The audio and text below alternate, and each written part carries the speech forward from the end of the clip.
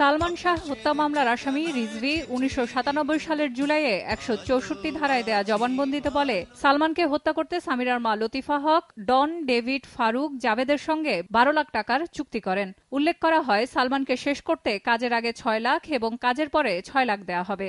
হত্যার ঘটনা সম্পর্কে আসামি রিজভী জানায়, ৯৭ সালের ৫ই জুলাই রাতে হত্যার উদ্দেশ্যে সালমানের বাড়িতে যায় পরিকল্পনাকারীরা। ঘুমন্ত সালমানের উপর ঝাঁপিয়ে পড়ে তারা। উপস্থিত ছিলেন সালমানের স্ত্রী সামিরা এবং শাশুড়ি লুসিও। আত্মীয়া রুবি ছিলেন একই বাড়িতে। ফারুকের দেয়া ক্লোরোফোম নিজেই সালমানের নাকে চেপে ধরেন সামিরা। ধস্তাধস্তির এক পর্যায়ে মামলার ৩ নম্বর আসামি আজিজ মোহাম্মদ এসে সালমানের পা বাঁধে এবং খালি ইঞ্জেকশন পুশ করে। সহায়তা করে সামিরার মা এবং সামিরা।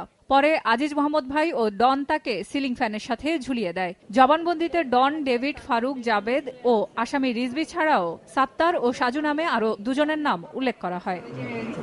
কিন্তু প্রত্যক্ষ আসামির এই জবানবন্দির পরও যাদের নাম পাওয়া যায় তারা সবসময় ছিলেন ধরাছোঁয়ার বাইরে। এই মামলা রিজভী কিন্তু জেলখানায় ছিল। এই মামলা তদন্তের সময় রিজভীকে তারা এই মামলায় কানেকশন এনে সোনার দেখিয়ে তারা কোনো রিমান্ডে নেয়নি। যে ২২ বছর আমরা কোনো আসামিকে জিজ্ঞাসাবাদ করেছি এরকম কোনো স্টেটমেন্ট দেখি না। মামলা প্রসিকিউশন দাখিল করার জন্য ইনভেস্টিগেশন এজেন্সির যে দায়িত্বটা ছিল আমার কাছে মনে হয়েছে তারা সঠিকভাবে করতে পারে না। হত্যার ১ বছর পর সিআইডির রিপোর্টে বলা হয় এটি আত্মহত্যা। ১২ বছর পর দেয়া জুডিশিয়াল ইনকোয়ারির রিপোর্টে একই কারণ দেখানো হয়, কিন্তু কোনো আসামি বা সংশ্লিষ্ট তদন্ত কর্মকর্তাদের জিজ্ঞাসাবাদের কোনো অস্তিত্ব নেই রিপোর্টগুলোতে। দুবারই নারাজি দেন সালমানের পরিবার। ২০১৫ সালে র্যাবকে এই মামলার তদন্তের দায়িত্ব দেয়া হলে আইনি জটিলতায় তাও বন্ধ থাকে। ২০১৬ সালে মামলাটি নিম্ন আদালতে পাঠানো হলে তদন্ত ভার পায় পুলিশের পিবিআই। গাড়ি চালককে খুঁজছি, গেটকিপারকে খুঁজছি, ওখানে ২ জন ছিলেন, খালেদ সহ ২ জন।